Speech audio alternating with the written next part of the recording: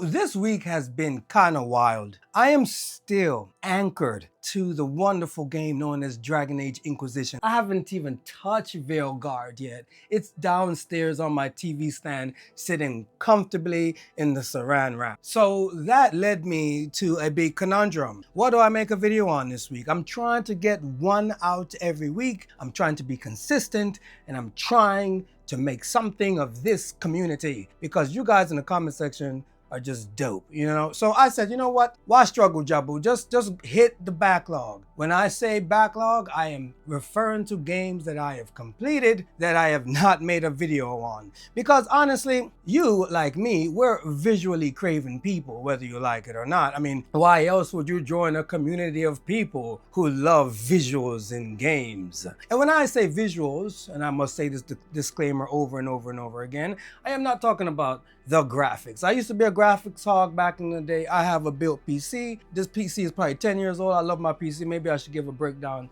It's old. It's a relic at this point. So when I'm talking about visuals, I am talking specifically about the art direction in the game and just other immersive visual factors that we encounter while playing these video games. So this week I said, you know what?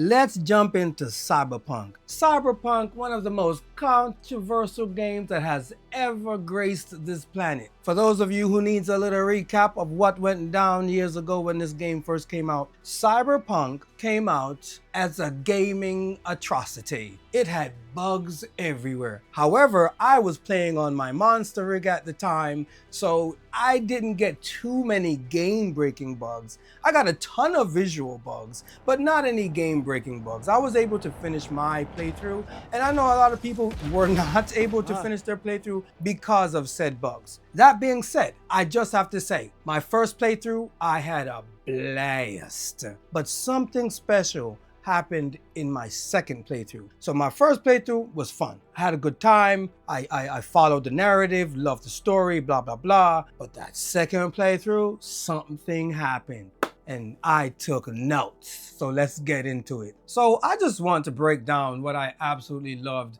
about the visuals in CyberPunk. Now, that's not to say I don't have any dislikes. So I'm gonna go through what I loved and what I didn't like. So let's get started. Number one, Night City. This city is like the perfect combination of neon and dirt, future and decrepit ruin. Like, Night City is a city that I can actually see forming in our very existence. California in 2077. I think this is quite possible. It's quite possible. The way things are going, this dystopian looks very real. And in this game, we get a nice preview of what's to come. The thing that I like about Night City is the fact that it actually looks like a typical city. It looks like a realistic city. I've been to many cities all over the world, and I can tell you one thing. This place can actually literally exist. And it kind of does already in certain aspects, but we won't get into that. But Night City has this weird thing, right? And ironically, the city looks best at night. During the day, it kind of look a little dry, I'll admit. You know, you do get the nice neon effects, and I like how that contrasts the more dull concrete and metal textures all over the place. But something special happens at night. At night, those neon lights start shining and you just feel like you're in this city. And I notice a lot of people, they don't give this game the props it deserves, man. If you play the game, right, and you just allow yourself to become a citizen of this concrete jungle, then you will notice that there are a lot of subtle things that they do visually that just make the city pop. Okay, so I've been to New York many times, and one of the things that I know about New York, and I don't like this, but it happens. I'll be walking and then all of a sudden, sewage steam flies up into the streets, right? And I remember playing CyberPunk and I could literally see the same kind of steam coming up. There's just steam from the sewage coming up. And I was able to not only smell that memory, but also taste it because of that visual. visual. It's something very fascinating. And of course, the sound effects of the city are quite well done as well. But there's just something about the grunginess of the city next to the pristine polish of wealth that starkly reminds me of New York City in particular, and a little bit of LA, a little bit, just a little bit. In fact, I would say no. There's a lot of LA in this. There's a lot of in LA, especially when you look at like the graffiti and a lot of the design in here. You'll see it. And one of the craziest things that I see coming to fruition in this game is the fact that Night City is essentially one big damn ad. That's all it is. And if you think about it, that's exactly the direction that we are going. That's where we're heading, I think. I think eventually we're gonna have these corporations, you know what I'm saying, taking over everything, which they probably already have. And we're gonna have to be the punks, them cyberpunks. So you better get your weight up. Go to the gym. Go to the gym. Go to the gym. Get your weight up. Get your weight up. It's about to be, everywhere is about to be Night City. Mark my words. Watch. I'm gonna be an old man and I'm gonna say, I told you so. This old Rastaman told you so.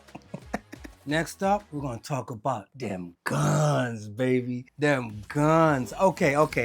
And when I am talking about the guns, I mean weapons in general. There's just something that was very satisfying about the weapons in CyberPunk. And I didn't figure it out on my first playthrough. I liked the weapons, but it really clicked on that second playthrough. On my second playthrough, I decided to put all my points into the hacking stuff, right? My first playthrough was more so tech, but my second pretty much all smart weapons. Now, the thing is it's not just the smart weapons that feel good, but all of the non-smart weapons actually felt good too. I mean, it just felt really good shooting. So the thing I like about the weapons, right? I feel like the visual design of the weapons, it does a very, very good job of visually classifying each weapon type to what it actually is, right? So for example, like I could look at a weapon and tell if it's a smart weapon. I can tell if it's a tech weapon or impact weapon. And I just feel like it was brilliant. The smart weapons, they look more sophisticated. They look kind of confusing. They got barrels in weird places and they tend to use a lot of gold. And I know in CyberPunk, you got different weapon manufacturers, which I absolutely love. I think it's cool that all of the weapons have branding and you can see where it comes from because the corporations rule everything anyway.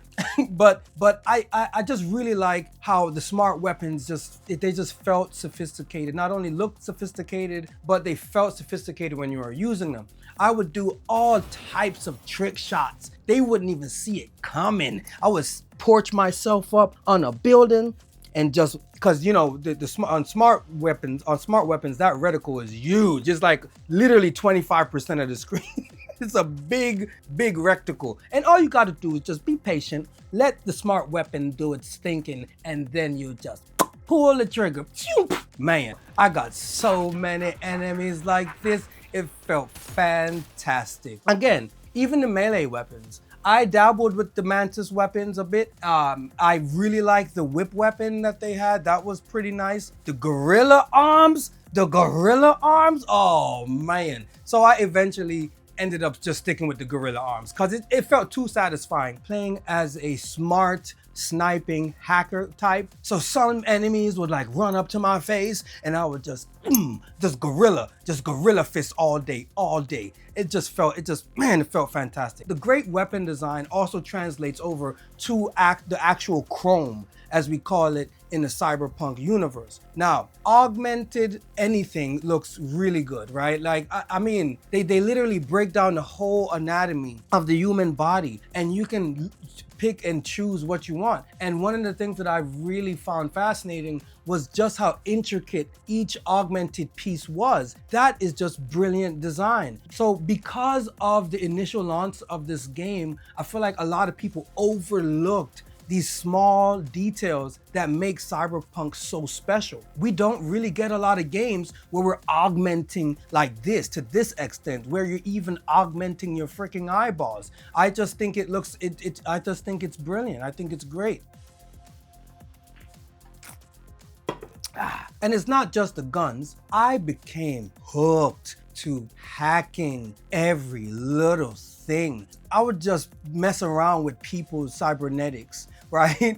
Especially like towards the end of the game when I got better and better and better hacks. I was hacking through cameras, frying people. Oh man, it just felt so insane. It felt so amazing. Now, I think the UI is something to be talked about. For the most part, I enjoyed the UI, especially from a visual element. I just wish they gave us the ability to change the colors. You know, I for some reason, I just wanted everything to be yellow. Maybe it's because the branding is yellow, and I know this is a black and white video, so you can't see the box. But yeah, I just wish you could change the color of the UI. Okay, so the next thing I must admit, I was not the biggest fan, and this came down to the simple mechanics of this feature. Cars and vehicles, all vehicles in this game. Okay, so yes, I didn't like the driving at first, but at some point, because I spent so much time in this universe in Night City, I became a professional driver. Something at one point just clicked, and man, I was gone. I actually started caring about cars. I started literally doing missions so I can buy more and more cars. One of the things I noticed is that I really started to notice just how distinct all the brands were for all the cars. I thought that was pretty cool. I love how in Night City, you're getting the best of everything. So if you want like a hoopty that's like barely like holding itself together while you're going over a speed bump, that hoopty looks great. It looks great. It looks as janky as it needs to be. If you want to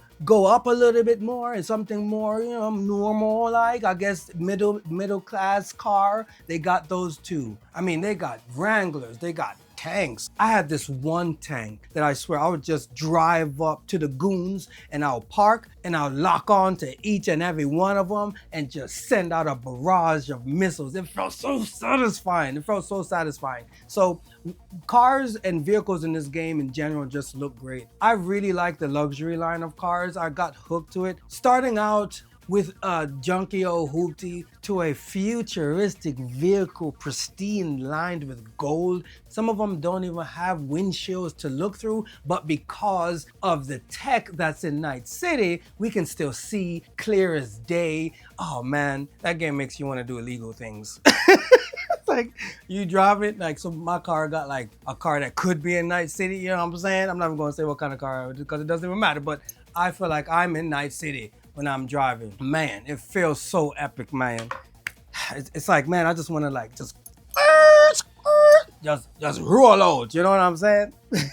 and here's another thing. So cars were one thing, motorcycles are another. And I must admit, again, I freaking hated motorcycles. Especially my first playthrough, I really hated motorcycles. But my second playthrough, for some reason, man, it just clicked. Again, I was delivering packages. You know, I had my little motorcycle with the storage compartment in the back, and I was riding around Night City delivering my packages. It was mad dangerous, but it still felt really good. Then I got into the more Kawasaki type bikes with the neon wheels. Oh, I was gone. I was gunning it. I swore. I barely fast traveled in CyberPunk. I barely fast traveled because I love driving around and getting around so much. I was out there bobbing, weaving like Akira. Man, this game just got it all. This game just got it. Man, I was such an unsafe driver. It felt so good. So, because where I am, people drive like snails. So it just felt good to just take out all that aggression, all that road rage out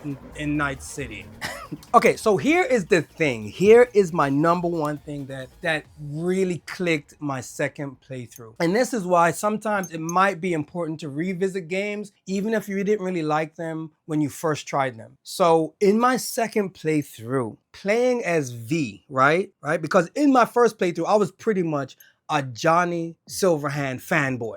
I became Johnny Silverhand. That's all I wanted to be when I grew up, was Johnny Silverhand, and that's exactly what I became. In my second playthrough, I was like, nah, man, nah, Johnny. It's time for V to become Jabu.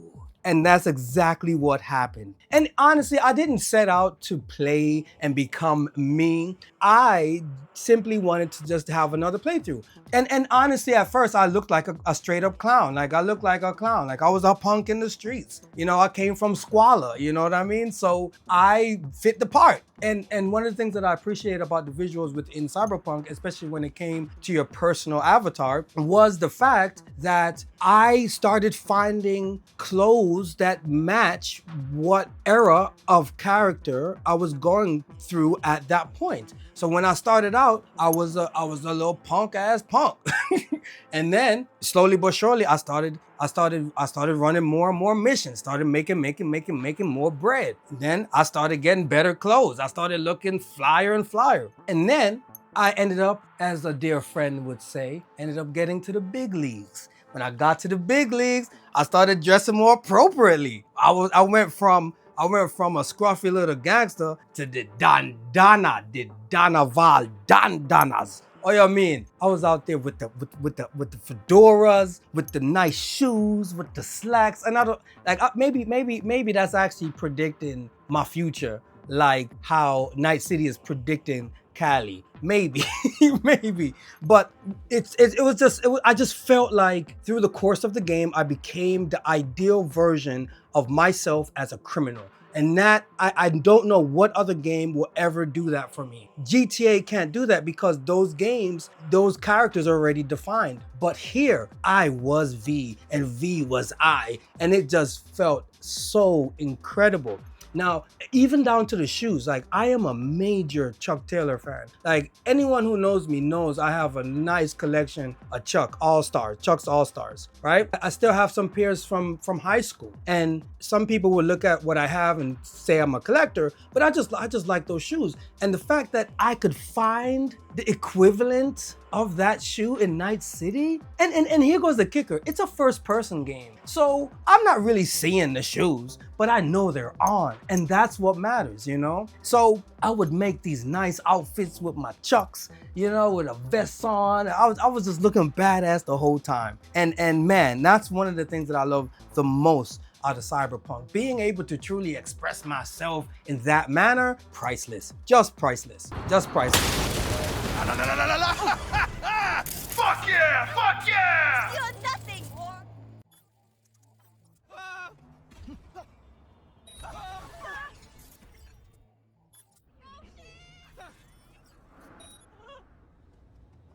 And honestly, I had a hard time putting the game down. I had a hard time moving on from Cyberpunk because that second playthrough, I did absolutely everything. I did the Phantom Liberty DLC, which is just as gorgeous, if not even better than the main game in terms of visuals. But the game, it just does a lot of smart things. And I feel like, unfortunately, it got taken for granted because of drama. Badman forward, badman pull up. Stepping at the place, make we badman pull up. Hey, badman forward, badman pull up. Hey, stepping at the place, make we badman pull up. Hey, badman forward, badman pull up. Hey, hey, hey, hey, badman forward, badman pull up. Stepping at the place, make we badman pull up. So here's a bonus thing that I really liked about Cyberpunk in particular. And I like that a lot of other games have this feature. But in Cyberpunk, I used it more than any other game, I think. I think I did. Because in general, when I'm playing a game, especially on the PS5, I'll just hit the capture button to capture whatever I want. But in Cyberpunk, I fell in love with the photo mode. The photo mode is just fantastic. It is, I took so many cool shots. I pretty much became a Night City photographer, which was essentially a game in itself. And I really, really like that. Knowing what it takes to become a good photographer, because I've known good photographers in my life, all of the tools that they have in this so you can set the perfect shot that you want, it's just again one of those things that a lot of people I feel have sadly overlooked, that I am trying to get more people to notice. But yeah, it's just a great feature. The photo feature, I feel like every game should have the photo feature. I've seen games that tried to implement it. One comes to mind that I recently dabbled with was the one in Rebirth, even though I kind of didn't like the one in Rebirth. I don't know. I just captured when I needed to capture, especially because in order to use photo mode, you're going to be looking at models that aren't as nice as the ones in the cutscenes. So that's why I decided to just do straight captures. But in Night City, in Cyberpunk, man, at any moment, except for story stuff, you could just go into photo mode and take one of the most scenic photos, most badass dynamic photos that you want to take. And that is a plus. Okay, so now nothing is perfect, as we all know. So here are a few dislikes. Now, these dislikes didn't really tarnish my experience overall, but it's worth mentioning, especially if you haven't played Cyberpunk or you're gonna do another playthrough. So, okay. So after all this time, I feel like Cyberpunk was so ambitious that it was actually difficult for CD Projekt Red to come out with a solid open world game. Now, for those of you who are seasoned gamers such as myself, you know open world games come with open world jank. And that jank, unfortunately, till this day, is still in Cyberpunk. And I don't know if there's much they can do because the game is just so big, right? There's just so many little pieces that something is gonna start bugging out, right? And visual bugs were very entertaining, but kind of disappointing at the same time because they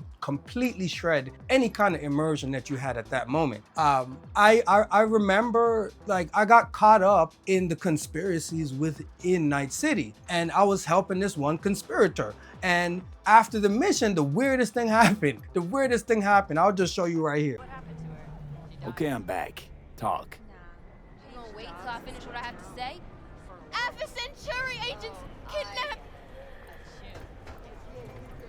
So you want to say hi? Chat about the good old days? So yeah, that happened. That was kind of bizarre. Another thing that happened was I kept having this weird thing, right? Like I'll play the game and then my screen goes black.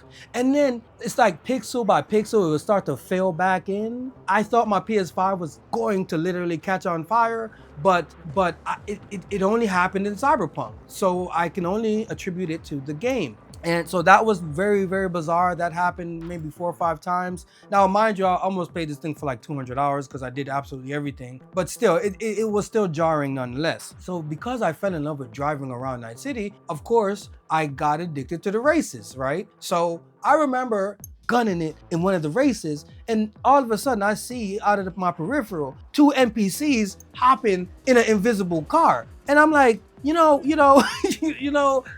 like I don't know how to like that really broke my concentration at that point. And I know, okay, you're in a video game, but as video games become more and more immersive, I'm wondering if these things are going to start leading gamers to psychological issues. Because imagine if you're so into a game, you're in a race, and all of a sudden the opponent next to you pulls past and there's no car, but you can still see their bodies in the cars bouncing around. Like that must do some kind of psychological something somewhere. But anyway, that's beside the point. So visual bugs are still there. You're still gonna encounter them, but that shouldn't take away from your overall experience of this amazing game. Because again, as I say, I really like Cyberpunk. Cyberpunk is a great game. It's a great game.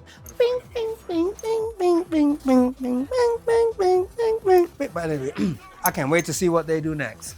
So, for those of you who have no idea who I am, my name is Jabalani Ori, artist extraordinaire, and I love to talk about the visuals and games. If you would like to see my work, you can head over to my website, jahbu.com, and have a look/gander. If you're on social media, you can follow me on TikTok and Instagram under JAHBU_art. That's just Jabu_art. So for next week, I have no idea. I think Dragon Age is lying to me. It's saying I've played the game for 203 hours. That is totally impossible. There's no way I could have been playing this game for 203 hours. I think the game must have added like 50 hours There's just no way. This is no way, because I literally forgot how big that game is. So next week it might be another game from my backlog. So it'll be a video similar to this one. If you have any suggestions on games that you want me to talk about or critique the visuals of, just leave it in the comment section below. And if I played the game, I'll give it a shot. I'll try my best, you know? Anyway, my wonderful, beautiful people, until next time, one love. Peace. Man,